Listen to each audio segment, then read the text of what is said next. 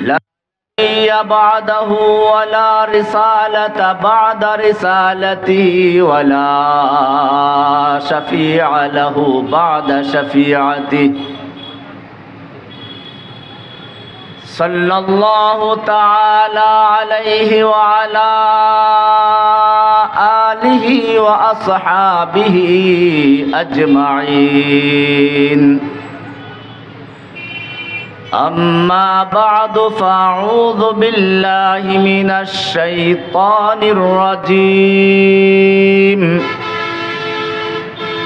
بسم الله الرحمن الرحيم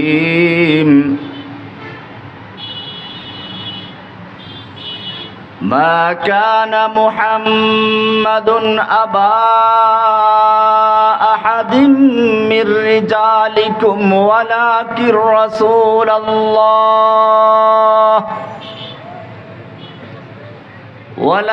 رسول الله وخاتم النبيين وقال سبحانه وتعالى محمد رسول الله والذين معه أشداء على الكفار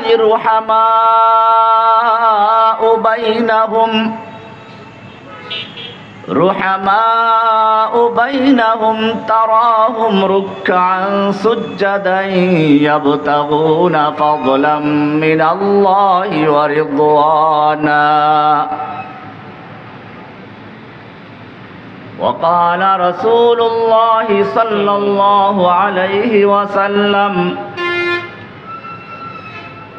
كانت بنو إسرائيل تسوسهم الأنبياء كلما هلك نبي خلفه نبي وإنه لا نبي بعدي وسيكون خلفاء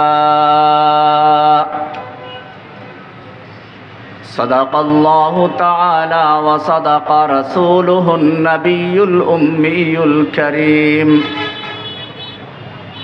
ونحن على ذلك لمن الشاهدين والشاكرين والحمد لله رب العالمين سلام على خير الأنام وسيدي حبيب إله العالمين محمد بشير نذير هاشمي مكرم عطوف رؤوف من يسمى بأحمد أخلاء إن بعد الحبيب وداره وعز تلاقيه وناءت مزاره فلقد ظفرت بالحبيب بطائله إن لم يلاقي فهذا شمائله سبت علي مصائب لو أنها سبت على الأيام صرنا لياليا وقال حسان رضي الله تعالى عنه وأحسن منك لم تلد وأحسن منك لم تلد وأحسن منك لم تلد وأحسن منك لم تر قط عيني وأجمل منك لم تلد النساء خلقت مبرأ من كل عيب كأنك قد خلقت كما تشاء نفسي الفداء لقبر أنت ساكنه فيه العفاف والجود والكرم রায়ের বাগ ঐতিহাসিক খতমে নবুয়াত সম্মেলনের প্রথম দিন 14 নভেম্বর 2024 অত্র মাহফিলের সম্মানিত সভাপতি হাজারাতে উলামায়ে কিরাম, বিভিন্ন স্থান থেকে আগত কোরআন প্রেমিক রাসূল প্রেমিক খতমে নবুয়তের সৈনিক ভাইয়েরা, আল্লাহ সুবহানাহু ওয়া তাআলার মহান দরবারে শুকরিয়া জ্ঞাপন করছি, যিনি আমাকে আপনাদের সামনে কিছু কথা বলার জন্য আসার তৌফিক এনায়েত করেছেন। এজন্য বলি আলহামদুলিল্লাহ। আমি উমরার সফরে ছিলাম, আসার কথা ছিল আরো কয়েকদিন পরে, কিন্তু এই মাহফিলের কারণে আমাকে সংক্ষিপ্ত করে আসতে হয়েছে। গত রাত্রে এমন সময় আমরা ছিলাম বিমানে,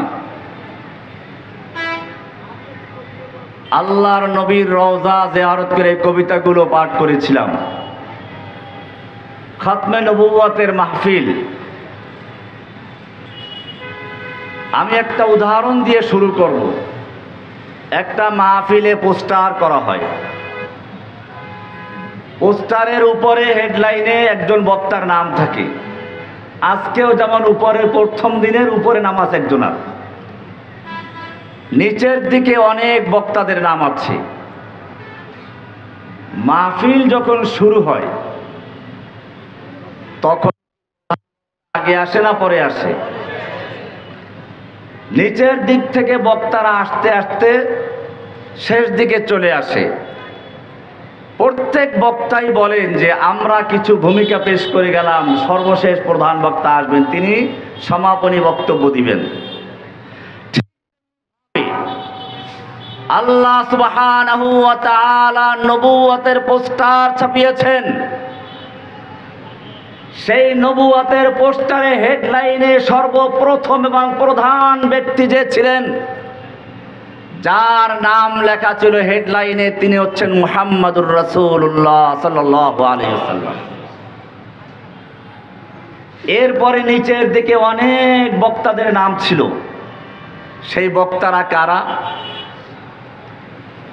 সেই বক্তারা আদম আলাইহিস সালাম, মূসা আলাইহিস সালাম, ঈসা আলাইহিস সালাম থেকে শুরু করে সব নবীরা। এই বক্তাদের জন্য আল্লাহ রাব্বুল আলামিন একটা আলাদা সম্মেলন করেছেন রুহু জগতেই। সেই সম্মেলনের প্রধান মধ্যমণি ছিলেন আমাদের প্রিয় নবী মুহাম্মদুর রাসূলুল্লাহ সাল্লাল্লাহু আলাইহি ওয়াসাল্লাম। কোরআন ইরশাদ হয়েছে, ওয়া ইয আখাযাল্লাহু মিসাকান নাবিয়্যিন। আল্লাহ রাব্বুল আলামিন ইরশাদ করেন, ওয়া ইয আখাযাল্লাহু, আল্লাহ রাব্বুল আলামিন অঙ্গীকার নিয়েছেন, মিসাক নিয়েছেন সমস্ত নবীদের থেকে। এই মাহফিলে সব ছিলেন নবী রাসূলরা।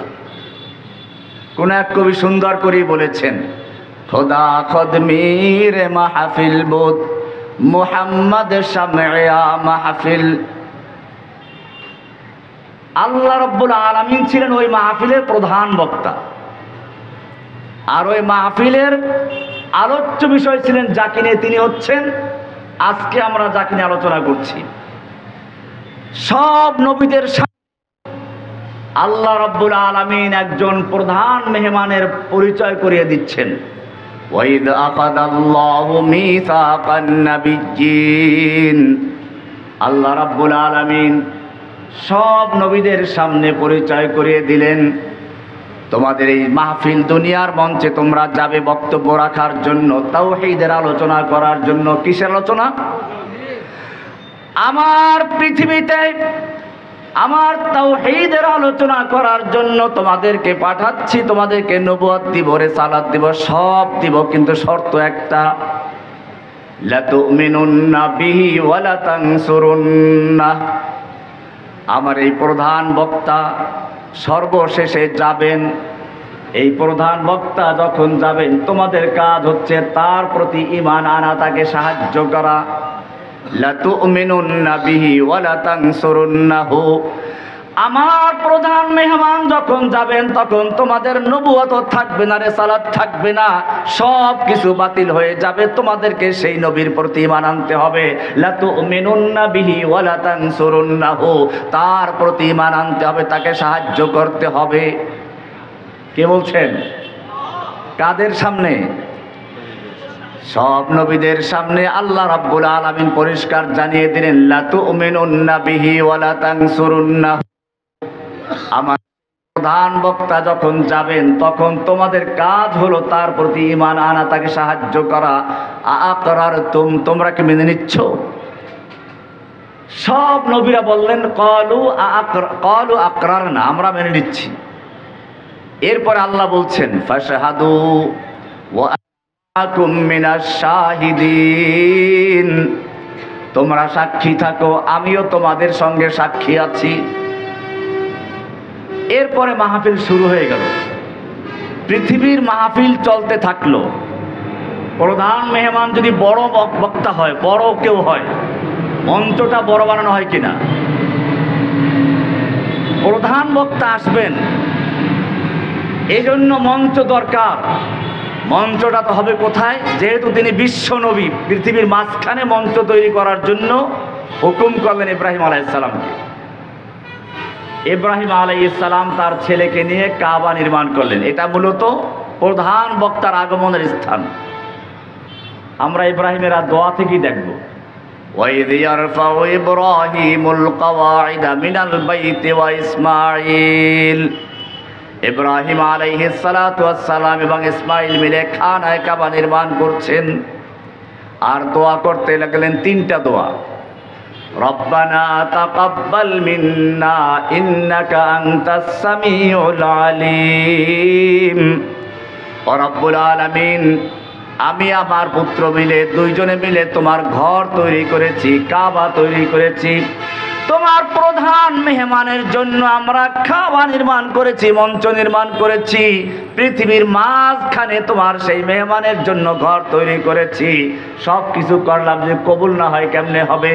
রব্বানা তাকাব্বাল মিন্না ইন্নাকা আনতাস সামিউল আলিম। ও রব্বুল আলামিন, তুমি আমাদের পক্ষ থেকে কবুল করে নাও। তুমি তো আমাদের কথাও শুনো, আমাদের অন্তরের খবরও জানো। প্রথম দোয়া। বোঝা গেল যেই কোনো দোয়া করার যেই কোনো কাজ করার পরে প্রথম দোয়া করতে হবে কি? আল্লাহর কাছে কবুল হওয়ার জন্য। কিসের জন্য? কবুল হওয়ার জন্য দোয়া করতে হবে। আমাদের জাতির পিতা ইব্রাহিম আলাইহিস সালাম শিখিয়েছেন। কে শিখিয়েছেন? আমাদের জাতির পিতার নাম কি? না অন্য কিছু? মিল্লাতা আবিকুম ইব্রাহিম। তোমাদের পিতা ইব্রাহিমের মিল্লাতের নাম কি? জাতির পিতার নাম কি? রব্বানা তাকাব্বাল মিন্না ইন্নাকা আনতাস সামিউল আলিম। ও রব্বুল আলামিন, আমি তোমার জন্য ঘর তৈরি করেছি, আমার মেহমানের জন্য মঞ্চ তৈরি করেছি, তোমার প্রধান বক্তার জন্য ঘর তৈরি করেছি, তুমি মেহেরবানি করে কবুল করে নাও। প্রথম দোয়া হলো। এবারে 2 নাম্বার দোয়া করলেন। অনেকে মসজিদ তৈরি করে, মাদ্রাসা তৈরি করে, নিজের সন্তানদেরকে পড়ায় না, নিজে নামাজ পড়ে না, কপাল পোড়া। আমাদের ইব্রাহিম আলাইহিস সালাতু ওয়াস সালাম শিখিয়ে দিলেন। 2 নাম্বার দোয়া করলেন, রব্বানা ওয়াজআলনা মুসলিমাইন লাকা ওয়া মিন যুররিয়্যাতিনা উম্মাতাম মুসলিমাতাল লাক। ও রব্বুল আলামিন, আমরা তোমার জন্য ঘর তৈরি করেছি, তুমি কবুলও করলে, কিন্তু আমরা যদি কবুল না হই কেমনে চলবে? আমাকে এবং আমার এই সন্তানকে তুমি সব সময়ের জন্য তোমার অনুগত মুসলিম বানিয়ে রাখো। জোরে বলেন সুবহানাল্লাহ। নিজেদের জন্য দোয়া করলেন। অনেক লোককে দেখা যায় নিজে আলেম, সন্তানকে মাদ্রাসায় পড়ায় না, মনে হয় যেন ঠকে গেছে। ইব্রাহিম আলাইহিস সালাতু ওয়াস সালাম শিখিয়ে দিলেন, রব্বানা ওয়াজআলনা মুসলিমাইন লাকা ওয়া মিন যুররিয়্যাতিনা উম্মাতাম মুসলিমাতাল লাক। এইবারে 3 নাম্বার দোয়া করলেন, রব্বুল আলামিন, তোমার জন্য মসজিদ তৈরি করলাম, মাদ্রাসা তৈরি করলাম, মঞ্চ তৈরি করলাম, কিন্তু ভালো বক্তা নাই, ইমাম নাই, শিক্ষক নাই, তাহলে কি করে চলবে? অনেক বড় বড় মসজিদ আছে, ইমাম সাহেবের কোনো এলেম নাই, কারণ ভালো আলেমরা ইমাম সাহেবের কমিটির কথা শুনবে না। এই কারণে মসজিদ নির্মাণ করবে কারা? তারও কিছু কোয়ালিটি আছে। সূরা তাওবার 18 নম্বর আয়াত দেখবেন, ইন্নামা ইয়ামুরু মাসাজিদাল্লাহি মান আমানা বিল্লাহি ওয়াল ইয়াউমিল আখির ওয়া আকামাস সালাতা ওয়া আতাজ যাকাতা ওয়া লাম ইয়াখশা ইল্লাল্লাহ। নিশ্চয় মসজিদ তৈরি করবে যারা আল্লাহর উপর ঈমান রাখে, মান আমানা বিল্লাহি ওয়াল ইয়াউমিল আখির, পরকালে বিশ্বাস করে, ওয়া আকামাস সালাতা, পাঁচ ওয়াক্ত সালাত ঠিকমতো কায়েম করে, ওয়া আতাজ যাকাতা, আর ঠিকমতো যাকাত আদায় করে, ওয়া লাম ইয়াখশা ইল্লাল্লাহ, আল্লাহ ছাড়া কাউকে ভয় করে না, তারা মসজিদ তৈরি করবে। সুতরাং যেই ব্যক্তি ভারত ছাড়া কাউকে ভয় করে না, তার মসজিদ নির্মাণ করার অধিকার নেই। কোরআন পরিষ্কার বলা আছে, এক স্বৈরাচারী ফ্যাসিস্ট ইসলামের দুশমন ওলামায়ে কেরামদেরকে জেলে ঢুকিয়েছে। এমন কোন আলেম নেই যারা একটু বড় আলেম, যারা কথা বলতে পারে। সেই আল্লাহ আজিজুল হক করে আমাদের পর্যন্ত যুগে যুগে সে কারাগার বন্দী করে ভরপুর করেছে আলেমদেরকে দিয়ে। এরপরে গল্প শোনায়, তাহাজ্জুদ পড়ে, গল্প শোনায়, কোরআন পড়ে। কোরআন পরিষ্কার বলছে মসজিদ নির্মাণ করবে তারা যাদের মধ্যে 5টা কোয়ালিটি আছে, তারাই মসজিদ তৈরি করতে পারবে। যার হচ্ছে ওয়ালাম ইয়াখশা ইল্লাল্লাহ, আল্লাহ ছাড়া কাউকে ভয় করবে না। ওয়ালাম ইয়াখশা ইল্লাল ইন্ডিয়া, ইন্ডিয়া ছাড়া কাউকে ভয় করে না, তার মসজিদ তৈরি করার অধিকার নেই। সৌদি আরব থেকে টাকা এনে নাম দেয় নিজে মসজিদ তৈরি করেছে। মিথ্যাবাদী, স্বৈরাচারী, কত রকমের কোয়ালিটি আপনি তার বয়ান করবেন। আমি আজকে সে বিষয়ে আলোচনা করবো না, সেই ওদিকে যাচ্ছি না। মসজিদ নির্মাণ করার জন্য গুণ কয়টা থাকতে হবে? ইমাম সাহেব থাকতে হবে কিনা?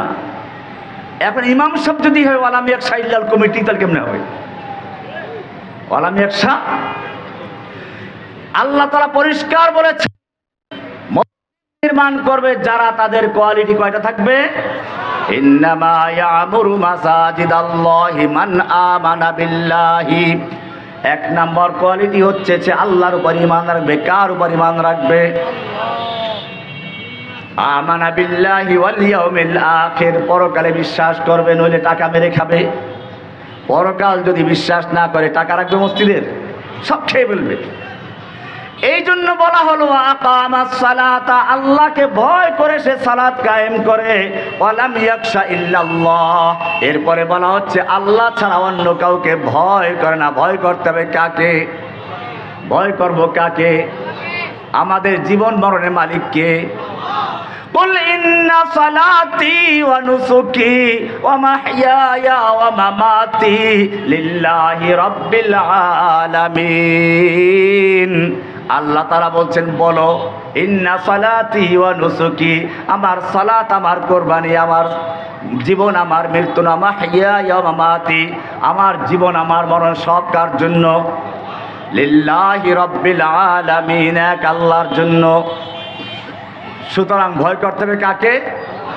মর্দে মোমিন বাতিল সে হরগিজ खौफ खा सकता नहीं, सर कटा सकता है लेकिन सर झुका नहीं, गम नहीं है, डर नहीं है जब खुदा। ইব্রাহিম আলাইহিস সালাতু ওয়াস সালাম খানায়ে কাবা নির্মাণ করে 3টা দোয়া করলেন। তৃতীয় নম্বর দোয়া করলেন রব্বানা ওয়াবআস ফীহিম রাসূলাম মিনহুম ইয়াতলু আলাইহিম আয়াতিক। ও রব্বুল আলামিন, আমি তোমার জন্য মসজিদ তৈরি করেছি, মাদ্রাসা তৈরি করেছি, কিন্তু ইমাম যদি ভালো না হয় তাহলে কেমনে চলবে? তোমার কোরআন কে শোনাবে? তোমার বাণী কে শোনাবে? ওয়াবআস ফীহিম, তুমি একজন রসুল পাঠাও, ফিহিম, আমার সন্তানদের মধ্য থেকে। কাদের মধ্য থেকে? নাকি ফেরেশতা, নাকি জিন? আমাদের রাসূল সাল্লাল্লাহু আলাইহি ওয়াসাল্লাম কি ছিলেন? মানুষ ছিলেন। কি ছিলেন? তবে খেয়াল রাখতে হবে, মানুষ বলতে তিনি আমাদের মতো সাধারণ মানুষ না, মহামানব। কি ছিলেন? মহামানব, অতিমানব না। আবার মুহাম্মাদুন বাশারুন লাকিন লাইসা কাল বাশারি হুয়া ইয়াকুতুন ওয়া নাহনু কাল হাজারি। রাস্তায় পাথর পাওয়া যায়, পাথর ঢালাই রাস্তা আছে না, এই পাথরও পাথর। আর বাইতুল মুকাররমের স্বর্ণের দোকানে পাথর পাওয়া যায়, 2 পাথর কি এক? আল্লাহর রাসূল মানুষ, এটা কোরআনই আছে। ইব্রাহিম দোয়া করলেন রব্বানা ওয়াবআস ফীহিম রাসূলাম মিনহুম, ও রব্বুল আলামিন তুমি আমার সন্তানদের মধ্যে একজন রাসূল পাঠাও তাদের মধ্য থেকে। কারণ রাসূল যদি মানুষ না হয়ে জিন হয়, জিনে খাবে না, ফেরেশতা হলে সে খাবে না, সে পেশাব পায়খানা করবে না, সন্তান জন্ম দিবে না, এগুলো শিখবে কার থেকে? আমার এমন একজন রাসূল পাঠাও যে রাসূল আমার সন্তানদেরকে পেশাব পায়খানা করা থেকে শুরু করে রাষ্ট্র পরিচালনা পর্যন্ত, পাকের ঘর থেকে বঙ্গভবন পর্যন্ত চালানোর সব এমন রাসূল পাঠাও। ওয়াবা'আস ফীহিম রাসূলাম মিনহুম ইয়াতলু আলাইহিম আয়াতিক, যিনি তোমার কিতাবের আয়াত তেলাওয়াত করে করে তোমার কাবাকে, তোমার এই মাদ্রাসাকে, তোমার এই খানায় কাবাকে আবাদ করবেন। ইয়াতলু আলাইহিম আয়াতিক, বোঝা গেল কোরআনের তেলাওয়াতের মধ্যেও সওয়াব আছে, ঠিক কি না? রাসূল সাল্লাল্লাহু আলাইহি সাল্লামের যে কয়টা বড় দায়িত্ব, তার মধ্যে একটা হচ্ছে কোরআন তেলাওয়াত করা, এটা স্বতন্ত্র দায়িত্ব। এরপরে বলা হচ্ছে ওয়ায়ুআল্লিমুহুমুল কিতাবা ওয়াল হিকমা, কিতাব ও হিকমতের তালিম দিবেন। বোঝা গেল তালিম দেওয়ারও প্রয়োজন আছে। এখন একদল বের হয়েছে আহলে কোরআন। কি বের হয়েছে? আহলে কোরআন। এরা কোরআন মানার দাবি করে, হাদিস মানে না। কথা সুন্দর বলে যে কোরআনের সব কিছু কি প্রয়োজন? কোরআনে সবই আছে, তাহলে রাসূলের প্রয়োজন ছিল কি? ওনাদের বক্তব্য হচ্ছে পিয়ন। নাউযুবিল্লাহ বলেন, আলিয়াযুবিল্লাহ, আল্লাহ হেফাজত আমাদেরকে। কোরআনের কিছু আয়াত পেশ করে, রব্বা ইয়া আইয়ুহার রাসূল বাল্লিগ মা উনজিলা ইলাইকা মির রাব্বিক, হে রাসূল আপনার রবের পক্ষ থেকে আপনার প্রতি যা নাজিল করা হয়েছে তা তাবলীগ করে দিন, পৌঁছিয়ে দিন। তাহলে রাসূলের দায়িত্ব হচ্ছে পৌঁছিয়ে দেওয়া, যেটা পিয়নের কাজ। সুতরাং তাকে কেন আনুগত্য করবো? এটা হলো ওদের যুক্তি। কিন্তু রাসূল কি খালি পিয়ন? ইব্রাহিম আলাইহিস সালাম সেই জন্য দোয়া করলেন ওয়ায়ুআল্লিমুহুমুল কিতাবা ওয়াল হিকমা, যিনি আমার সন্তানদেরকে কিতাব ও হিকমতের তালিম দিবে, ওয়ায়ুযাক্কিহিম, এবং কোরআনের আয়াত তেলাওয়াত করে করে তাদের অন্তরের থেকে যত রকমের ভ্রান্ত মতবাদ আছে, খাজা বাবা, গাজা বাবা, ল্যাংটা বাবা, যত রকম দরগা দুর্গা আছে, সব কিছুকে উৎখাত করে শুধুমাত্র তোমাকে বসাবে এমন একজন রাসূল পাঠাও। কে দোয়া করলেন? ইব্রাহিম আলাইহিস সালাম। এবারে মঞ্চ তৈরি করলেন, সর্বশেষ বক্তার জন্য মঞ্চ তৈরি করলেন, দোয়া করলেন। আল্লাহ রাব্বুল আলামিন উত্তর দিচ্ছেন সূরা জুমার 2 নম্বর আয়াত, হুয়াল্লাযী বাআসা ফিল উম্মিয়্যিনা রাসূলাম মিনহুম ইয়াতলু আলাইহিম আয়াতিক। আল্লাহ তাআলা বলছেন তিনি আল্লাহ যিনি তার রাসূলকে প্রেরণ করেছেন, রাসূলাম মিনহুম বাআসা ফিল উম্মিয়্যিন, যিনি উম্মিয়িনদের মধ্যে রাসূল প্রেরণ করেছেন, ইব্রাহিমের সন্তানদের মধ্যে রাসূল প্রেরণ করেছেন। ইব্রাহিমের দোয়া ছিল, যার কাজ হচ্ছে কি? ইয়াতলু আলাইহিম আয়াতিক, যিনি আয়াত তেলাওয়াত করে শোনাবেন। এটা মিল আছে। ইব্রাহিমের দোয়া আল্লাহর দেওয়া মধ্যে দুইটা পার্থক্য আছে। ইব্রাহিম আলাইহিস সালাম দোয়া করেছিলেন ইয়াতলু আলাইহিম আয়াতিকা, এর পরেই কি বললেন? ওয়ায়ুআল্লিমুল কিতাব ওয়াল হিকমা। কিন্তু আল্লাহ তাআলা এটাকে শেষে নিয়ে গেছেন। শুরুতে নিয়ে আসলেন কি? ওয়ায়ুযাক্কিহিম, কোরআনের আয়াত তেলাওয়াত করে করে তাদের আত্মাকে শুদ্ধ করবেন। কি করবেন? এটা আমি উদাহরণ দিই ভাবে, একটা পুরাতন বিল্ডিং এ রং করলে মানুষ আগে কি করে? পুরাতন রংটা ঘষে মেজে ধুয়ে মুছে পরিষ্কার করে, ঠিক কিনা? ঠিক নতুন রং করে, যাতে করে পুরাতন রংটা নতুন রংটাকে নষ্ট করতে না পারে। আল্লাহ রাব্বুল আলামিন জানিয়ে দিলেন আমার রাসূল যে কাজটা করবেন, তিনি কোরআনের তেলাওয়াত করে প্রথমে মানুষ থেকে যত রকমের গায়রুল্লাহ আছে, খাজা বাবা, গাজা বাবা, ল্যাংটা বাবা, দরবেশ বাবা, চটকালা, জটওয়ালা, গেসু দ্বারা, জুলফে দ্বারা, শিকলওয়ালা, যত রকমের আল্লাহ ছাড়া যত রকমের গায়রুল্লাহ আছে, জনক হোক, শাসক হোক, খাত করে ইয়াতলু ইউযাক্কিহিম, সব কিছুকে পরিষ্কার পরিচ্ছন্ন করে তারপরে নতুন রং করবেন। ওয়া ইউআল্লিমুহুমুল কিতাবা ওয়াল হিকমা, কিতাব ও হিকমতের তালিম দিবেন। ওয়া ইউআল্লিমুহুল কিতাবা ওয়াল হিকমা, তাজকিয়া গেল আগে। এটাই ছিল নবীদের দাওয়াত। লা ইলাহা ইল্লাল্লাহ আমরা পরিষ্কার দাওয়াত ছিল লা ইলাহা ইল্লাল্লাহর দুইটা অংশ। কয়টা অংশ? খুব শুনবেন। আমাদের দেশের মানুষের অবস্থা কিরকম? একজন লোক রাস্তার থেকে একটা মেয়ে লোক ধরে আনছে, ধরে এনে তাকে উযু করালো, গোসল করালো, শাড়ি পরালো, বোরকা পরালো, এরপরে হাত মোজা পা মোজা সব লাগালো, কোরআন পড়ায়, তাহাজ্জুদ পড়ায়, কিন্তু বিয়ে করে নাই। কি করে নাই? বিয়ে করে নাই। কঠোর শরিয়া মেনে ঘর সংসার করে, কিন্তু কি করে নাই? এই শরিয়া মানার কোনো অর্থ আছে? আমাদের মনে রাখতে হবে নবী রাসূলদের প্রথম কাজ হচ্ছে তাজকিয়া। অন্তরের থেকে যত রকমের গায়রুল্লাহ আছে সব কিছুর অনুভূতি উৎখাত করে ব্যক্তি জীবনে, পারিবারিক জীবনে, রাষ্ট্রীয় জীবনে সব ক্ষেত্রে হুকুম মানতে হবে কার? এটাই লা ইলাহা ইল্লাল্লাহ। লা ইলাহা এক অংশ, ইল্লাল্লাহ আর এক অংশ। লা ইলাহা মানে কোনো ইলাহা নাই, সেই বিল্ডিং এর রং ধুয়ে মুছে পরিষ্কার করা হলো। লা ইলাহা, কোনো ইলাহা নেই। আমার অন্তরে খাজা বাবা নেই, গাজা বাবা নেই, ল্যাংটা বাবা নেই, দরগাওয়ালা নেই, কোনো শাসক নেই, জনক নেই। লা ইলাহা সব কিছু উৎখাত করে একমাত্র একজনকে বসাচ্ছি, ইল্লাল্লাহ। কাকে বসাচ্ছি? এটার নাম হলো নফি ইসবাত। লা ইলাহা মানে নফি, ইল্লাল্লাহ মানে এক আল্লাহ গ্রহণ করলাম। এইটার নাম হলো বিয়া। এই দুই সাক্ষী না দিলে পরে আল্লাহর হুকুম মানবো রাসূলের তরিকায়। কার তরিকায়? রাসূলের তরিকায়। লা ইলাহা ইল্লাল্লাহ মুহাম্মাদুর। আমাদের সমাজে আমরা কালেমা পড়ি,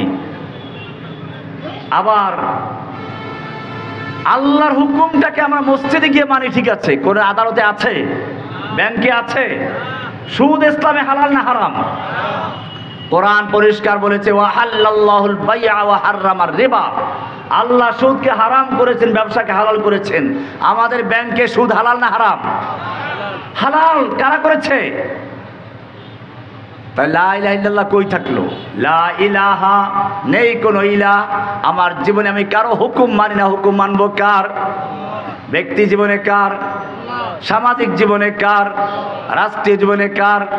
আন্তর্জাতিক জীবনে কার হুকুম মানবো? একমাত্র লা ইলাহা। এইটা এক। এটার নাম কি? এক আছে, এরপরে আপনার শূন্য দেওয়ার মূল্য আছে। এক বাদ দিয়ে শূন্য দিলে কোনো মূল্য আছে? ঠিক তেমনি ভাবে সব নবীদের দাওয়াত হচ্ছে লা ইলাহা। ইব্রাহিম আলাইহিস সালাম সেই দোয়াই করলেন, আল্লাহ তাআলা কবুল করে বলছেন ওয়াল্লাযী বাআসা ফিল উম্মিয়্যিনা রাসূলাম মিনহুম ইয়াতলু আলাইহিম আয়াতিহি ওয়া ইউযাক্কিহিম ওয়া ইউআল্লিমুহুমুল কিতাবা ওয়াল হিকমা। এভাবে আল্লাহ তাআলা নবীর রাস্তা পরিষ্কার করে দিচ্ছেন। একজন বক্তা আসলো, নবীর আগের বক্তা আসলেন ঈসা আলাইহিস সালাম। কি নাম? ঈসা আলাইহিস সালাম এসে বললেন وَإِذْ قَالَ عِيسَى ابْنُ مَرْيَمَ يَا بَنِي إِسْرَائِيلَ إِنِّي رَسُولُ اللَّهِ إِلَيْكُمْ مُصَدِّقًا لِمَا بَيْنَ يَدَيَّ مِنَ التَّوْرَاةِ وَمُبَشِّرًا بِرَسُولٍ يَأْتِي مِن بَعْدِي اسْمُهُ أَحْمَدُ। ও বনি ইসরাইল, আমি তোমাদের কাছে রাসূল হিসেবে আগমন করেছি। আমি তোমাদেরকে এমন একজন রাসূল সম্পর্কে যিনি আমার পরে আসবেন, তার নাম কি? আহমদ। তার নাম কি? খুব খেয়াল করে শুনতে হবে। ইয়াতি মিন বা'দি ইসমুহু আহমদ। আমার পরে একজন নবী আসবেন, তার নাম হবে কি? আমাদের নবীর নাম আসমানে আহমদ, জমিনে আসমানে কি? আহমদ। কাকে বলে? আহমদ মানে সবচেয়ে বেশি প্রশংসাকারী। আল্লাহর প্রশংসা গাছে শেষ হবে না, মাছে করে শেষ হবে না, চন্দ্র করে, সূর্য করে, পাথরে করে, সব কিছু আল্লাহর প্রশংসা করে। এই কিছুর মধ্যে যিনি সবচেয়ে বেশি প্রশংসা করেন তার নাম হচ্ছে কি? আহমদ। সর্বাধিক প্রশংসাকারী, সর্বাধিক প্রশংসা। আসমানে ফেরেশতারাও আল্লাহর প্রশংসা করে, ফেরেশতারাও প্রশংসা করে, জিনেরাও জমিনে করে। এই সব কিছুর মধ্যে সবচেয়ে বেশি প্রশংসা করেছেন কে? মুহাম্মদুর রাসূলুল্লাহ। কে করেছেন? এই জন্য আমাদের নবীজির নাম আসমানে কি? ঈসা আলাইহিস সালাম সে সংবাদ দিলেন, ইয়াতি মিন বাদ ইসমুহু আহমদ, আমার পরে যিনি নবী আসবেন তার নাম হবে কি? আহমদ। গোলাম আহমদ কাদিয়ানী আমি আসবো একটু পরে ইনশাআল্লাহ, যদি আপনাদের ধৈর্য কুলায়। গোলাম আহমদ কাদিয়ানী এই আয়াত দিয়ে দলিল পেশ করেছে। সে নবুয়ত দাবি করে বলল, আমি সেই আহমদ যার সম্পর্কে ঈসা আলাইহিস সালাম বলেছেন যে আমার পরে একজন নবী আসবে, তার নাম কি? আহমদ। কিন্তু ও কি আহমদ ছিল, গোলাম আহমদ ছিল? ওর নাম ছিল গোলাম আহমদ কাদিয়ানী। এই জন্য ভারতবর্ষে একজন আলেম সানাউল্লাহ রহমাতুল্লাহ আলাই, উনি বলেছিলেন বহাসের সময় যে আরে আল্লাহ তো বলেছেন আহমদ, তুই তো গোলাম আহমদ। সে বলল যে হ্যাঁ, আমার নাম আসলে আহমদ, আমার আব্বা ভুল করে রেখেছেন গোলাম আহমদ, গোলামটা বাদ দিলে আমি আহমদ। সানাউল্লাহ রহমতুল্লাহ আলাই বললেন যে ঠিক আছে, আমার নাম সানা আল্লাহ, সানাটা আমার আব্বা ভুল করেছেন, আমার নাম আসলে আল্লাহ। আমি আল্লাহ হয়ে বলছি, তোর মতো আহাম্মককে আমি নবী করে পাঠাই নাই। আমরা ইনশাআল্লাহ পরে যদি সুযোগে আলোচনা করব। ইয়াতি মিন বাদ ইসমুহু আহমদ, আমার পরে একজন নবী আসবেন, তার নাম হবে কি? আহমদ। আমাদের নবীর আসমানের নাম কি? আহমদ। আহমদ মানে কি? বেশি প্রশংসাকারী, সবচেয়ে। এবারে জমিনে আমাদের নবীজির নাম হচ্ছে মুহাম্মদ। কি নাম? জোরে বলেন, মুহাম্মদ। কি নাম? কি সুন্দর। আহমদ লিখতে কয়টা অক্ষর? চারটে। কোনো নুক্তা আছে? নুক্তা আছে? আহমদ নামের মধ্যে কোনো নুক্তা নেই, মুহাম্মাদের মধ্যেও কোনো নুক্তা নেই। আছে নাকি? আল্লাহ লিখতে কোনো নুক্তা আছে? আল্লাহ লিখতে যে কয়টা অক্ষর, একটার অক্ষরেও নুক্তা নাই।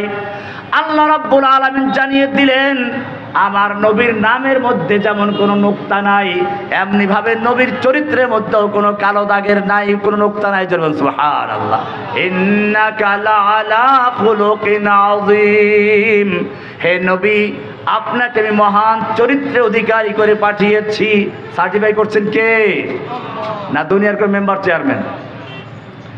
আহমদ, মুহাম্মদ। মুহাম্মদ মানে কি? মুহাম্মদ মানে হচ্ছে সর্বাধিক প্রশংসিত। মুহাম্মদ মানে কি?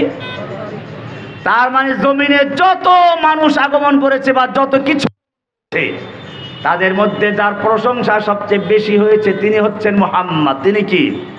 মুহাম্মদ। কি সুন্দর নাম মুহাম্মদ। জোরে বলেন মুহাম্মদ। বলতে গেলে ঠোঁট মিলে যায়, মুহাম্মদ বলতে গেলে ঠোঁট দুটো মিলে যায়। আল্লাহ রাব্বুল আলামিন জানিয়ে দিলেন, যেই নবীর নাম বলতে গিয়ে ঠোঁট মিলে যায়, সেই নবীর আদর্শ যদি কোনো সমাজ বাস্তবায়ন করে, কোনো দেশ বাস্তবায়ন করে, তাহলে সেই দেশের মানুষের অন্তরের সঙ্গে অন্তরে মিল হয়ে যায়। মুহাম্মদ প্রশংসিত, যার প্রশংসা পাথরে করলে শেষ হয় না, মাছ গাছে প্রশংসা করলে শেষ হয় না, জিনে করলে শেষ হয় না, যার প্রশংসা শেষ হয় স্বয়ং আল্লাহর পক্ষ থেকে। কার পক্ষ থেকে? ওয়ারাফা'না লাকা যিকরাক। যার প্রশংসা শুধু এটুকুই নয়, এমন কোন আযান নেই যেই আযানে আশহাদু আন্না মুহাম্মাদুর রাসূলুল্লাহ বলা হয় না, ঠিক কিনা? যেই নামের সাক্ষী না দিলে, যেই নামের সাক্ষী না দিলে ইকামত হয় না, যেই নামের সাক্ষী না দিলে ইসলাম কবুল হয় না। আশহাদু আল্লা ইলাহা ওয়া আশহাদু আন্না মুহাম্মাদান আবদুহু ওয়া রাসূলুহু। হুকুম মানব কার? মুহাম্মাদুর রাসূলুল্লাহ মানে কার তরিকায়? ইব্রাহিম ঈসা আলাইহিস সালাম পরিষ্কার জানিয়ে দিলেন, ইয়াতি মিন বাদ ইসমুহু আহমদ, আমার পরে একজন নবী আসবেন, সেই নবীর নাম কি? আহমদ। নবীর নাম কি? আহমদ। এবারে সেই নবী আসলেন দুনিয়াতে। আল্লাহ রাব্বুল আলামিন জানিয়ে দিলেন, মা কানা মুহাম্মাদুন আবা আহাদিম মির রিজালিকুম ওয়ালাকির রাসূলুল্লাহি ওয়া খাতামান নাবিয়্যিন। মুহাম্মদ সাল্লাল্লাহু আলাইহি ওয়াসাল্লাম তোমাদের কোনো পুরুষের পিতা নন। তাহলে তিনি কি? তিনি দুইটা জিনিস। কয়টা জিনিস? ওয়ালাকির রাসূলুল্লাহ, তিনি হচ্ছেন আল্লাহর রাসূল। তিনি কি? একটা নাম্বার রাসূল। দুই নাম্বার হচ্ছে ওয়া খাতামান নাবিয়্যিন, তিনি হচ্ছেন নবুয়তের খাতাম। খাতাম মানে হচ্ছে মা ইউখতামু বিহি, সিল করে দেওয়া। সিল মারে না, চিঠির খামের ভিতরে চিঠি ঢুকিয়ে তারপর সিল মেরে দেয়, যাতে করে আর কেউ খুলতে না পারে। হবে আদম আলাইহিস সালাতু ওয়াস সালাম থেকে শুরু করে ঈসা আলাইহিস সালাম পর্যন্ত যত নবী রাসূল আগমন করেছেন, সব বক্তাদের আসা শেষ হয়ে গেছে। এবারে প্রধান বক্তা এসে গেছেন। প্রধান বক্তা আসার পরে আল্লাহ রাব্বুল আলামিন মাহফিলের বক্তব্যের উপরে ছিল দিয়েছেন। এরপরে আর কোনো বক্তব্য চলবে না, এরপরে আর কোনো নবী আসবে না। এরপরে যদি কোনো নবুয়ত দাবি করে, সে আসাদ আনাসি হোক, গোলামত কাদিয়ানি হোক, সে মুসাইলামাতুল কাজ্জাব হোক, সে দাজ্জাল হবে, মিথ্যাবাদী হবে, সে নবী হতে পারে না। আল্লাহ তাআলা পরিষ্কার জানিয়ে দিলেন, প্রধান বক্তার পরে আর কোনো মাহফিলের কেউ থাকে? প্যান্ডেলও থাকে না, মঞ্চ থাকে না, শ্রোতাও থাকে না। প্রধান বক্তার বক্তব্যের পরে যদি কেউ বক্তব্য দিতে আসে, সেই ব্যক্তি বক্তব্য দেওয়ার অধিকার রাখে না। আল্লাহর নবী সাল্লাল্লাহু আলাইহি সাল্লামকে আল্লাহ বলেছেন ওয়া খাতামান নাবিয়্যিন, তিনি হচ্ছেন মা ইউখতামু বিহি সিলসিলাতান নবুওয়া, নবুয়তের ধারাবাহিকতা যার মাধ্যমে শেষ করা হয়েছে, এর মাধ্যমে সিল গালা করে মোহর লাগানো হয়েছে। এরপরে আর কোনো নবী আসতে পারে না। এবারে আমরা দেখব রাসূল সাল্লাল্লাহু আলাইহি সাল্লামের পরে কে কে নবুয়ত দাবি করেছিল। রাসূল সাল্লাল্লাহু আলাইহি সাল্লামের জীবদ্দশাতেই একজন বিশাল দলবল নিয়ে হাজির হয়ে গেছে।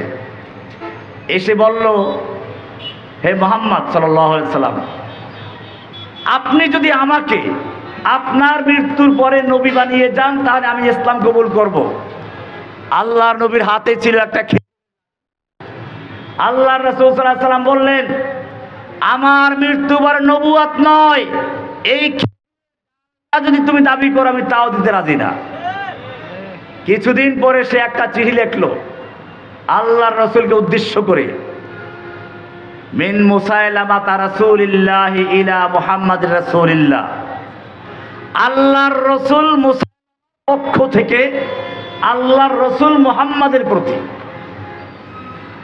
কি লিখলো?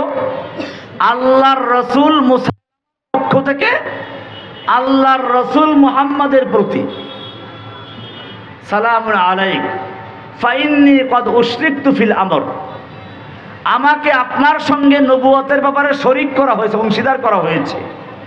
ফানিসফুল আরদি লি ওয়া নিসফুল লিকুরাইশিন, অর্ধ জাহানের নবী আমি আর অর্ধ জাহানের নবী আপনি। কিন্তু কুরাইশরা আমার উপরে জুলুম করছে, মানে আমাকে নবী স্বীকার করছে না। এই চিঠি লিখে আল্লাহর রাসূলের কাছে পাঠালো দুইজন দূতকে দিয়ে। আল্লাহর রাসূল সাল্লাল্লাহু আলাইহি সাল্লাম জিজ্ঞেস করলেন ওই দুইজনকে, তোমরা কি বিশ্বাস করো আমি আল্লাহর রাসূল? তারা বলল যে না, আমরা মনে করি মুহাম্মদ মুসাইলামা আল্লাহর রাসূল। আল্লাহর রাসূল সাল্লাল্লাহু আলাইহি সাল্লাম বললেন, পিয়নদেরকে হত্যা করা যদি আইন বহির্ভূত না হতো, আমি তোমাদের হত্যা করে দিতাম। এরপরে আল্লাহর রাসূল একটা চিঠি লিখলেন, মিন মুহাম্মাদির রাসূলিল্লাহি ইলা মুসাইলামাতাল কাজ্জাব, আল্লাহর রাসূল মুহাম্মাদের পক্ষ মিথ্যাবাদী মুসাইলামার প্রতি, সালামুন আলা মানিত্তাবাল হুদা, সালাম ওই ব্যক্তির জন্য যে হেদায়েত অনুসরণ করেছে। এরপরে লিখলেন, ইন্নাল আরদা কুল্লাহা লিল্লাহ, গোটা পৃথিবীর মালিক আল্লাহ, ইউরিসুহা মাইয়াশা, আল্লাহ যাকে ইচ্ছা তাকে নেতৃত্ব দান করেন। তোকে আমি বলবো ইসলামের জন্য ইসলাম কবুল কর। এই চিঠি নিয়ে একজন সাহাবী চলে গেলেন। সেই সাহাবীকে মুসাইলামা জিজ্ঞেস করলো, আমি যে আল্লাহর রাসূল এটা বিশ্বাস করো কিনা? সাহাবী বললেন, আমি মুহাম্মদ সাল্লাল্লাহু আলাইহি সাল্লাম, তুমি না। এই লোকটা প্রথমে সেই সাহাবীর হাত কেটে ফেললো, পা কেটে ফেললো, এইভাবে তাকে অঙ্গ প্রত্যেকটা কেটে কেটে তাকে হত্যা করা হয়। আল্লাহর রাসূল সাল্লাল্লাহু আলাইহি সাল্লাম তার জন্য যুদ্ধ করার জন্য সেনাবাহিনী তৈরি করলেন, কিন্তু এর মধ্যে আল্লাহর রাসূলের ওফাত হয়ে যায়। আবু বকর রাদিয়াল্লাহু তাআলা আনহুর সময় আবার সেই বাহিনী তৈরি করলেন, যুদ্ধ করলেন এবং শেষ পর্যন্ত মুসাইলামাকে হত্যা করলেন। এখানে আমার বলার উদ্দেশ্য হচ্ছে এই, আল্লাহর নবীর কাছে যখন মুসাইলামাতুল কাজ্জাব পত্র লিখেছিল যে আমাকে আপনার সঙ্গে নবুয়তে শরীক করা হয়েছে, আল্লাহর নবী তার কাছে কোনো প্রমাণ চেয়েছিলেন? প্রমাণ চান নাই। বোঝা গেল আল্লাহর নবীর নবুয়তের পরে আর যদি কোনো ব্যক্তি নবুয়ত দাবি করে, সেই ব্যক্তির কাছে নবুয়তের প্রমাণ চাওয়াও জায়েজ নেই। প্রমাণ চাও এ কথা বলা যাবে না, আসো তোমার সাথে বাস করি, তুমি নবুয়ত দাও, তার প্রমাণটা কি? প্রমাণ চাওয়া হয় ওইখানে যেখানে সুযোগ আছে, সুযোগ থাকে। নবীর পরে আর কোন নবী আসার কোনো সুযোগ নেই। সুযোগই যখন নেই, তার প্রমাণ চাবো কিসের? এই জন্য মনে রাখতে হবে, আল্লাহর নবী সাল্লাল্লাহু আলাইহি ওয়াসাল্লামকে যখন মুসাইলামাতুল কাজ্জাব পত্র লিখেছিল, যেখানে সে বলেছিল আপনার নবুয়তের ব্যাপারে শরীক করা হয়েছে, অংশীদার করা হয়েছে, আল্লাহর নবী তার কাছে কোনো প্রমাণও চান নাই। প্রমাণ চান নাই কেন? কারণ নবী আসার কোনো, যেখানে সুযোগ নেই সেখানে প্রমাণ চাওয়ার কোনো দরকার নেই। সুতরাং মনে রাখতে হবে, আল্লাহর নবীর মৃত্যুর পর মুসাইলামাতুল কাজ্জাবের ব্যাপারে যেমন বিনা দলিলে সে কাফের, তারপরে যত নবী দাবি এসেছে, সে হোক মুসাইলামাতুল কাজ্জাব, সে হোক গোলাম আহমদ কাদিনী, বিনা দলিলে কাফের। বিনা দলিলে। এই কাদিয়ানীকে তৈরি করেছিল কারা? ইতিহাস বলতে গেলে যেহেতু অনেক সময় হয়ে গেছে, আমি শুধু একটা কথা বলতে চাই, যুগে যুগে ইহুদি ইসলামকে ধ্বংস করার জন্য নানান রকম পায়তারা করেছে। ইংরেজরা এই দেশ দখল করার পরে এদেশের তাদের দালালদের কাছ থেকে রিপোর্ট চাইল, আমরা ভারতবর্ষ দখল করেছি, বলো আমরা এই দেশে স্থায়ী কিভাবে? ইংরেজদের দালাল আলেমরা তখন তার কাছে পরামর্শ দিল, হিন্দু নেতারাকে পরামর্শ দিল, ইংরেজদেরকে জানিয়ে দিল এই দেশে ইংরেজদের শত্রু একমাত্র শুধুমাত্র হচ্ছে মুসলমানরা। কারা? এই মুসলমান যতদিন পর্যন্ত থাকবে ততদিন পর্যন্ত ভারতবর্ষে ইংরেজদের পা জমতে পারে না, স্থায়ী হতে পারে না। এরপরে আপনারা জানেন ইংরেজরা এবারে পরিকল্পনা গ্রহণ করলো কিভাবে আলেমদেরকে হত্যা, ইসলামকে ধ্বংস করা যায়। সেজন্য এক এক রাত্রে ৮০,০০০ আলেমদেরকে হত্যা করা হলো। ওলামায়ে কেরামদেরকে শুকরের চামড়ার ভিতরে ঢুকিয়ে ঘোড়ার পায়ের সঙ্গে বেঁধে তারপরে দৌড়ানো হতো, চরম নির্যাতনকে হত্যা করা হতো। ডক্টর টমসন একজন ইংরেজ দার্শনিক লিখেছেন, আমার সৃষ্টিকর্তার কসম, দিল্লির চাঁদনি চক থেকে নিয়ে খয়বর পর্যন্ত রাস্তার দুপাশে এমন কোন গাছ ছিল না যে এই গাছের প্রত্যেকটা ডালে ডালে এক একজন আলেমকে ফাঁসিতে ঝুলানো না হয়েছিল। ওলামায়ে কেরামদেরকে হত্যা করা হলো। বহু আলেমদেরকে আন্দামান দ্বীপে নির্বাসনে পাঠানো হলো। এলমুসিগা যারা পড়েছেন তারা জানেন, খুতবার ভিতরে লেখা আছে, বরুদে হাকির দরা জাজিরা আজ নয়রঙ্গে তাকদির বুদাস্ত। এটা উনি ওইখানে বসে লিখেছিলেন। ইংরেজরা এরকম আলেমদের হত্যা করলো, মাদ্রাসা বন্ধ করলো। দিল্লি শহরে, শুধু দিল্লি শহরে ৮০,০০০ মাদ্রাসা ছিল, সব মাদ্রাসাগুলোকে আগুনে পুড়িয়ে দেওয়া হয়েছিল। মসজিদগুলোকে ঘোড়া রাস্তা বানানো হলো। এরপরও আন্দোলন থামে নাই। আপনারা দেখেন নাই ৯০ ইংরেজ এই দেশের আলেমদেরকে জেলখানা ঢুকিয়েছিল, আন্দোলন কি থেমে গিয়েছিল? আলেমদেরকে যত বেশি কারাগারে ঢুকিয়েছে, এদেশে যেমন ভাবে কি হয়েছিল আন্দোলন, এদেশে দাবানল চলে উঠেছিল, ঠিক ইংরেজদের বিরুদ্ধে সেরকম আন্দোলন চলতে শুরু করলো। এবার ইংরেজরা আবার পরামর্শে বসলো, দালালদেরকে ডাকলো। কিছু আলেম থাকে না দালাল, শুধু হিন্দুরা না, আলেম দালালও কিছু ছিল, তাদেরকেও ডাকা হলো। ডেকে বলা হলো, তোমাদের পরামর্শে আলেমদেরকে হত্যা করেছি, তোমাদের পরামর্শে মাদ্রাসা বন্ধ করেছি, তোমাদের পরামর্শে মসজিদ ধ্বংস করেছি, কিন্তু ইংরেজ বিরোধী আন্দোলন তো আরো দাবা দলের মতো জ্বলে উঠছে। তখন ইংরেজদের দালালরা বলল, দেখো তোমরা যে মাদ্রাসা পুড়িয়েছো এটা ইটের মাদ্রাসা, কাঠের, যেই মসজিদ বন্ধ করেছো ওগুলো কাঠের মাদ্রাসা, কিন্তু ওই যে মক্তবের ছোট ছোট বাচ্চারা আছে, প্রত্যেকটা বাচ্চার বুকের ভিতরে 30 সংরক্ষিত আছে।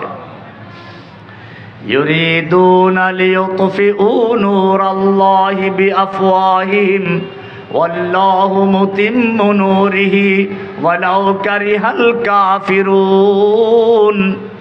কাফিররা চায় আল্লাহর নূরকে ফু দিয়ে নিভিয়ে দিতে, কিন্তু তা পারবে? কোরআনের হেফাজত করবেন কে? কোরআন হেফাজত করবেন কে? আল্লাহ রাব্বুল আলামিন জানিয়ে দিলেন, ইন্না নাহনু নাযালনা যিকরা ওয়া ইন্না লাহু লাহাফিজুন।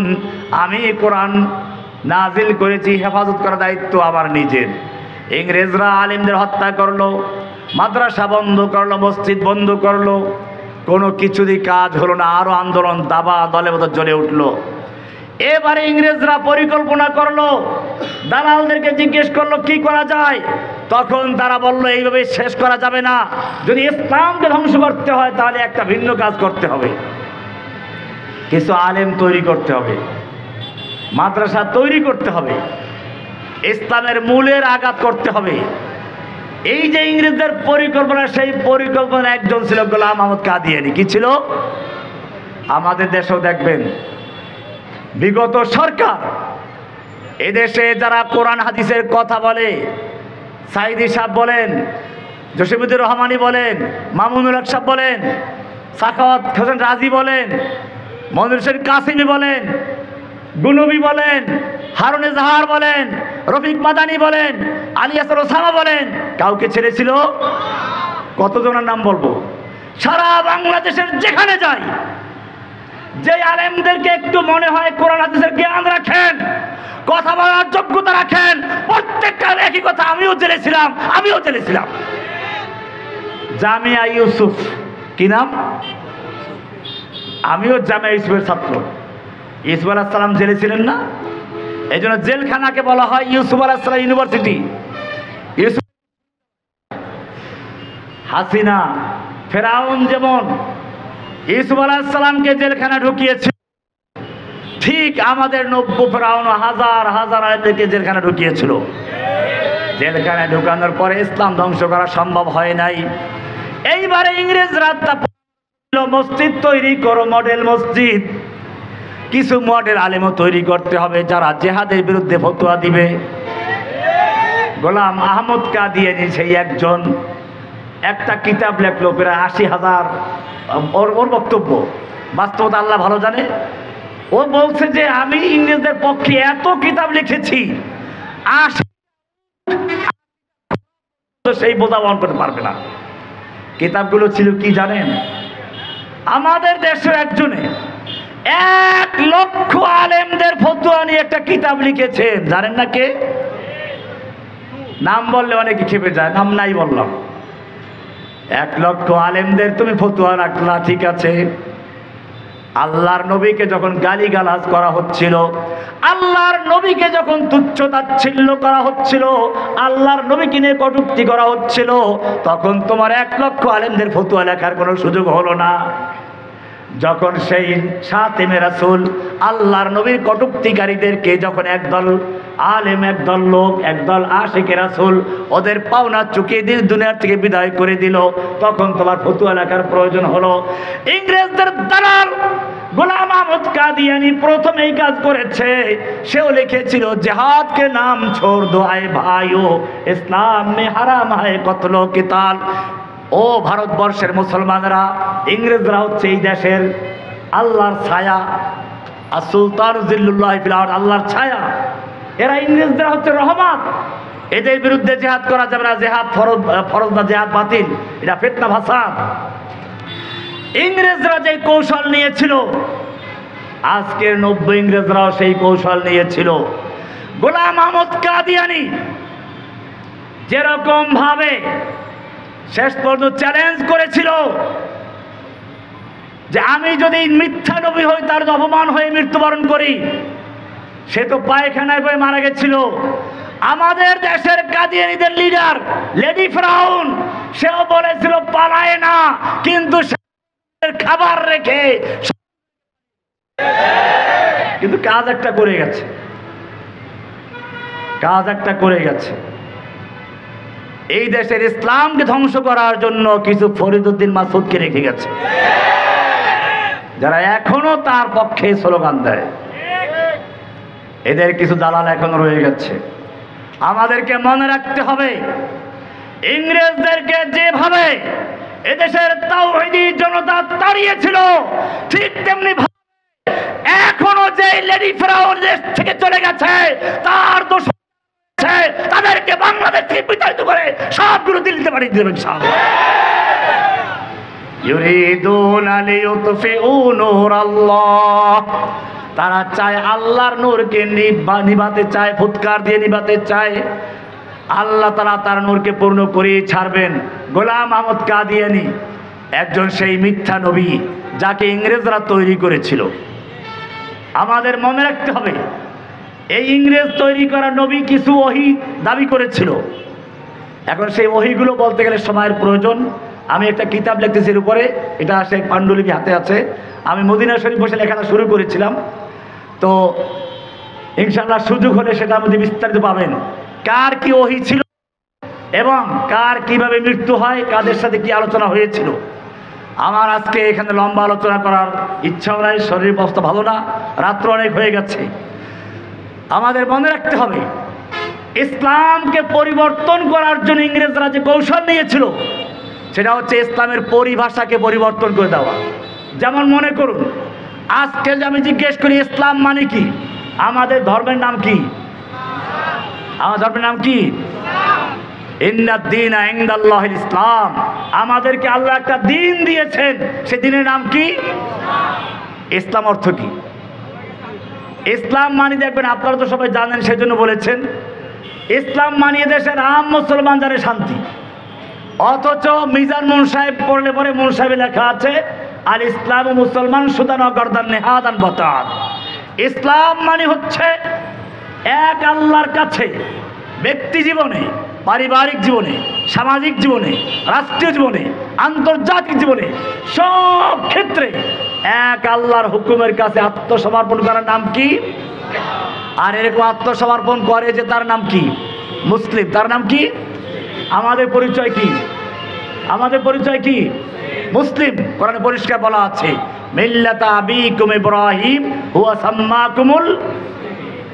ইংরেজরা ইসলাম মানে শান্তি, মানে তোমরা শান্তিতে ঘুমিয়ে থাকো, আমরা দেশ চালাই, আমরা তোমাদের আলেমদেরকে জেলে ঢুকাবো, আলেমদেরকে হত্যা করব, মাদ্রাসাকে বন্ধ করে দিব। আপনারা দেখেছেন বিগত স্কুলের কলেজের সিলেবাসগুলোর ভিতরে কিভাবে ইসলামের বিরুদ্ধে, ইসলাম বিরোধী সব আকীদা ঢুকিয়ে দিয়েছিল। এটা ইংরেজরা শিখে গেছে। ইংরেজদের থেকে শুরু হয়েছিল এই পরিকল্পনা, এখনো চলছে। যদি এখনো মুসলমানরা সজাগ না হয়, আজকে যদি বাংলাদেশের মুসলমান এক, তাহলে সেদিন বেশিদের নয়, যেদিন সেই স্পেনের মতো মুসলমানদের অবস্থা হয়ে যাবে। হায়দ্রাবাদ স্বাধীন ছিল, ভারতের হায়দ্রাবাদ স্বাধীন রাষ্ট্র ছিল, এখন কি স্বাধীন আছে? দখল করে নিয়ে গেছে। আমাদের বাংলাদেশটাকেও দখল করার জন্য পায় তারা চলছে। এই দেশকে স্বাধীন রাখতে হবে, এই দেশকে ভারতের আগ্রাসন থেকে মুক্ত রাখতে হবে। এই দেশের মুসলমানদেরকে আবার সেই রকম তাজা হতে হবে, যেভাবে সালাফরা হয়েছিলেন। আপনারা জানেন, হোসাইন আহমদ মাদানী রহমতুল্লাহ আলাইহি দেওবন্দের ওস্তাদ এবং ছাত্রও ছিলেন। আমার দেওবন্দের একজন সাথী আছেন এখানে, শফিক সাহেব আছেন না, গেছেন, ছাত্র জীবনের স্মৃতিচারণ করতেছিলেন। দেওবন্দের একজন ওস্তাদ ছিলেন মাওলানা হোসাইন আহমদ মাদানী রহমতুল্লাহ আলাইহি। ইংরেজ বিরোধী আন্দোলন করতেছিলেন। ইংরেজরা তার বিরুদ্ধে 134 ধারা জারি করলো। ঘোষণা করা হলো, যদি এখানে ইংরেজ বিরোধী আন্দোলন কেউ করে, বক্তব্য রাখে, তাকে গুলি করা হবে। মাওলানা মাদানী রহমতুল্লাহ আলাইহি সেখানে হাজির হলেন। প্রথমে গিয়ে বক্তব্য রাখলেন, আমি শুনেছি সাদা ভল্লুকের দল ঘোষণা করেছে ওদের বিরুদ্ধে বক্তব্য রাখলে গুলি করা হবে। আমি মাদানী হাজির হয়েছি, করো গুলি। এই বলে তিনি যখন করো গুলি বলে হুঙ্কার দিলেন, ওনার ছিঁড়ে গেল। ইংরেজদের দালালদের কাছে, সৈনিকদের কাছে অস্ত্র ছিল, ইতিহাস লাগে সমস্ত অস্ত্রগুলো হাত থেকে ঝরঝর করে পড়ে গিয়েছিল। উনি 2 ঘন্টা বক্তব্য দিয়েছিলেন, 2 ঘন্টা বক্তব্য দিয়েছিলেন। শুরুটা ছিল এরকম, সাগামিরো গুরবাজিরো মোশেরা দেওয়া কুনন্দ ইচনে আরকানে দৌলত মুলকেরা বীরা কুনন্দ। কুকুর হলো বাদশাহ, কুকুর হলো প্রধানমন্ত্রী। প্রধানমন্ত্রী কে? প্রধানমন্ত্রী কি ছিল? কুকুর। অন্য মন্ত্রী হচ্ছে বিড়াল। মোশেরা দেওয়া কুনন্দ। আর এমপিরা হচ্ছে ইঁদুর। এমপিরা হচ্ছে কি? প্রধানমন্ত্রী কুকুর, অন্য মন্ত্রীরা কি? বিড়াল। এরপরে এমপিরা কি? ইঁদুর। পালায়, দেখেন না কিভাবে পালাইছে গর্তের ভিতরে গিয়ে। এবার কেউ কলা পাতায় গিয়ে শুয়ে থাকে জঙ্গলে। সাগামিরো গুরবাজিরো মোশেরা দেওয়া কুনন্দ ইচনে আরকানে দৌলত মুলকে রাবীরা কুনন্দ। কুকুর বাদশাহ, কুকুর প্রধানমন্ত্রী, অন্য এমপিরা হচ্ছে, অন্য মন্ত্রী হচ্ছে বিড়াল, ইঁদুর হচ্ছে এমপি। যেই সংসদে এইরকম লোক থাকে সেইখানে তাদের দেশ চলতে পারে। লুটপাট করে, মারামারি করে এদেশের জনগণকে 1 লাখ নয়, 2 লাখ নয়, 1000 2000 নয়, 1 লাখ 2 লাখ নয়, 18 লক্ষ কোটি টাকা ঋণগ্রস্ত করে লক্ষ লক্ষ ডলার নিয়ে এদেশ থেকে পালিয়ে গেছে। সাগামিরো গুরবাজিরো মোশেরা দেওয়া কুনন্দ। মাওলানা মাদানী রহমতুল্লাহ আলাইহি 2 ঘন্টা বক্তব্য রাখলেন। ইংরেজ কমান্ডার সিপাহীদেরকে জিজ্ঞেস করলো, তোমাদের গুলির অর্ডার ছিল, কেন গুলি করো নাই? সিপাহীরা বলল, ঠিক আছে, আমরা গুলি করি নাই, ভুল করেছি। সিপাহীরা যখন ভুল করলো, অমান্য করলো, আপনি কেন গুলি করেন নাই? আপনাকে যেই শক্তি গুলি করার থেকে বারণ করেছে, বাধা দিয়েছে, আমাদেরকেও সেই শক্তি গুলি করার থেকে বাধা দিয়েছে। মনে রাখতে হবে, এখন কিছু মাদানীর শিষ্যদের দরকার। ওলামায়ে দেওবন্দ জেগেছে, ভারতবর্ষের যুগে যুগে কাজ করেছে। কোন এক কবি লিখেছেন, ওয়াকিফ তো है इस राज से ये दार रसन भी हर दौर में तकमील इमा हर दौर में तकमील वफा हमसे हुई है। যুগে যুগে যখনই বাতিল মাঠে এসেছে, ওলামায়ে দেওবন্দ ঝাঁপিয়ে পড়েছে। আজকে মনে রাখতে হবে, আমার সামনে যে ওলামায়ে কেরাম এবং যুবকরা আছেন, আমি যুবকদেরকে বলবো, স্কুলের, কলেজের, মাদ্রাসার ছাত্ররা যারা যেখানে আছেন, এই বিগত জালিম শাহীকে উৎখাত করার জন্য যেভাবে দল মত নির্বিশেষে মাঠে নেমেছিল, যদি সত্যিকার অর্থে গোলাম আহমদ কাদিয়ানীদেরকে কাফের ঘোষণা করার প্রয়োজনে এরকম দাঁড়াতে পারো, বুকের তাজা রক্ত ঢেলে দিতে পারো, তাহলে ইনশাআল্লাহ এই বাংলার জমিন থেকে কাদিয়ানী উৎখাত হবে, গোলাম আহমদ কাদিয়ানী দোসররা উৎখাত হবে ইনশাআল্লাহ। নতুবা খালি দাবি জানিয়ে লাভ নাই। কার কাছে দাবি জানাবেন? কার কাছে দাবি জানাবো? দাবি জানানোর সময় নেই। আমাদের মনে রাখতে হবে, আমাদের কাছে তার জন্য দাবি করবে। আপনারা জানেন না, ওমর রাদিয়াল্লাহু তাআলা আনহু যখন খলিফাতুল মুসলিমিন হলেন, ইহুদিদেরকে মদিনা ছাড়ার জন্য নোটিশ দিলেন, ভাগো এখান থেকে। ইহুদি লিডাররা ওমর বিন খাত্তাবের দরবারে বলল, ওমর, তুমি আমাদেরকে উৎখাত, অথচ তোমাদের নবী আমাকে এখানে আমাদেরকে থাকার জন্য জায়গা দিয়েছিল। ওমর বিন খাত্তাব বলেছিলেন, ওই আল্লাহ দুশমন, আল্লাহর নবী, প্রত্যেকটা কথা আমার অক্ষরে অক্ষরে মনে আছে। আল্লাহর নবী সেদিন বলেছিলেন, আমি তোমাদেরকে ঠিক ততদিন পর্যন্তই থাকার ব্যবস্থা করছি যতদিন আল্লাহর মঞ্জুর হবে, কিন্তু যেদিন তোমাদেরকে খায়বার থেকে উৎখাত করা হবে, এখান থেকে তোমাদেরকে পালাতে হবে, এত দূর যেতে হবে, যেতে যেতে তোদের ঘোড়াগুলো উটগুলো ক্লান্ত হয়ে হাঁপাতে থাকবে। আজকে সেদিন এসেছে। ওমর বিন খাত্তাবের দরবারে বসে যে ইহুদিরা, আজকে সেই ইহুদিরা ভাইদের বুকে আছে, কারণ আজকে সে ওমরের মতো লোক দুনিয়াতে নাই। আজকে আমরা কেবল দাবি জানাই। কার কাছে দাবি জানাও? কে গোলাম মোহাম্মদ কাদিরদেরকে কে কাফের ঘোষণা করবে? কাফের ঘোষণা করার দরকার নেই। আমাদের মনে রাখতে হবে, প্রথম কাজ হচ্ছে যেইভাবে ছাত্র বিপ্লবের মাধ্যমে এদেশে একটা বিপ্লব তৈরি হয়েছে, যদি সেরকম ভাবে এই বাংলার জমিনে তাওহীদের বিপ্লব ঘটাতে পারো, বুকের তাজা রক্ত ঢেলে দিতে পারো, ইনশাআল্লাহ এদেশ থেকে উৎখাত হয়ে যাবে, তাওহীদের পতাকা উঠবে ইনশাআল্লাহ। আমি আর আমার বক্তব্য লম্বা করতে চাচ্ছি না, কথা বলার মতো শক্তিও পাচ্ছি না, আপনারাও ক্লান্ত। আমিও সফর থেকে এসেছি কয়েকদিন পর্যন্ত। শুধু এতটুকু বলবো, আমাদেরকে এখন সেই সাহাবায়ে কেরামদের মতো আবার কাজ করতে হবে। আল্লাহর নবী, আমি খুব একটা কথা বলবো, আল্লাহর নবী সাল্লাল্লাহু আলাইহি ওয়াসাল্লাম মক্কায় যখন দাওয়াত দেওয়া শুরু করলেন, ইচ্ছা তার কিছু মূর্তি ভাঙতে পারতেন। আবু বকর, ওমর, ওসমানের মতো তার সঙ্গে আছে, হামজার মতো লোক তার, কিন্তু মূর্তি ভাঙেন নাই। আজকে মূর্তি একটা ভাঙলে কালকে আবার ওরা গড়াবে। এই জন্য তিনি করলেন কি, তাওহীদের বীজ রোপণ করতে শুরু করলেন। আল্লাহ বলেছেন, উলাইকা কাতাবা ফি কুলুবিহিমুল ঈমান, আল্লাহ তাআলা তাদের অন্তরে ঈমানের বীজ রোপণ করেছেন। সাহাবায়ে কেরামদের অন্তরে তাওহীদের বীজ রোপণ করেছেন। এই যুগেও যদি আবার এই মূর্তি থেকে উৎখাত করতে হয়, এদেশ থেকে কাজীদেরকে উৎখাত করতে হয়, এদেশ থেকে উৎখাত করতে হয়, আমাদের এই সমাজেও প্রথম কাজ হবে উলাইকা কাতাবা ফি কুলুবিহিমুল ঈমান, ঈমানের বীজ রোপণ করতে হবে। কি করতে হবে? ঈমানের বীজ রোপণ করলে তাও শেষ হবে না।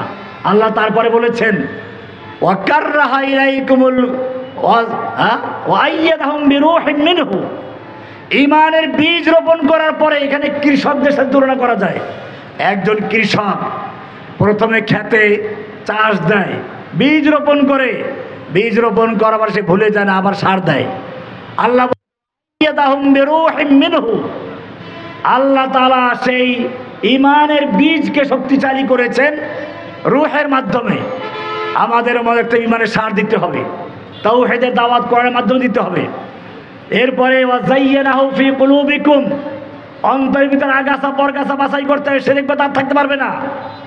ওয়াকাররাহা ইলাইকুমুল কুফরা ওয়াল ফুসুকা ওয়াল ইসয়ান, কৃষক যেমন তার ক্ষেতের চারদিকে বেড়িবাঁধ দেয়, বেড়িবাঁধ দিতে হবে। এইভাবে যদি আমরা তাওহীদের দাওয়াত ছড়িয়ে দিতে পারি, সারা বাংলাদেশ এমন একটা প্রজন্ম তৈরি হয় যারা আল্লাহ ছাড়া কারো বিধান মানবে না, আল্লাহর কোরআন ছাড়া কোনো হুকুমের সামনে নত হবে না। ইনশাআল্লাহ সেদিন স্কুল থেকে, কলেজ থেকে, মাদ্রাসা, কৃষক, ফ্যাক্টরি থেকে, কারখানা থেকে, গার্মেন্টস থেকে যেভাবে এবার এই জনতা বের হয়ে এসেছিল, সেদিন তাওহীদের জনতা বের হয়ে আসবে। সেদিন ইনশাআল্লাহ কাদেরীদেরকে অবস্থান ঘোষণা করার জন্য আর কারো কাছে দাবি করা লাগবে না।